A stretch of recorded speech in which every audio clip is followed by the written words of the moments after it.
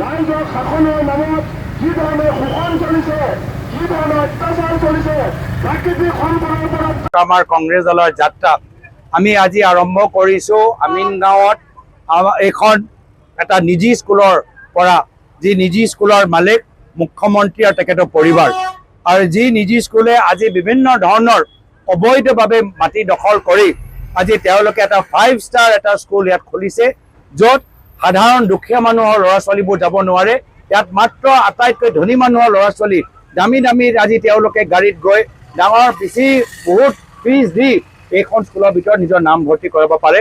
আৰু দুখৰ কথা যে অসমৰ মুখ্যমন্ত্ৰী আজি অসমৰ ভিতৰত প্ৰায় 8,000 চৰকাৰী স্কুল বন্ধ কৰি বিভিন্ন ধৰণৰ শিক্ষকসকলক অৱহেলনা কৰি এতিয়া নিজৰ পৰিবাৰৰ নামত চৰকাৰী আইন, ভূমি আইন সব তেওঁলোকে পাহৰি আজি এটা 5 ষ্টাৰ স্কুল আজি ইয়াত তেওঁলোকে এটা ব্যৱসায় তেওঁলোকে চলাই আছে, এটা ব্যৱসায়।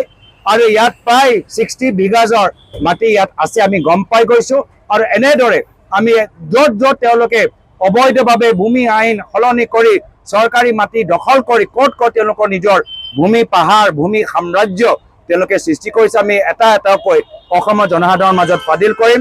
আমি বিচাৰোঁ অসমৰ ভিতৰত এনেকুৱা নেতৃত্ব যে দুখীয়া ল'ৰা ছোৱালী শিক্ষাৰ ওপৰত জোৰ দিব।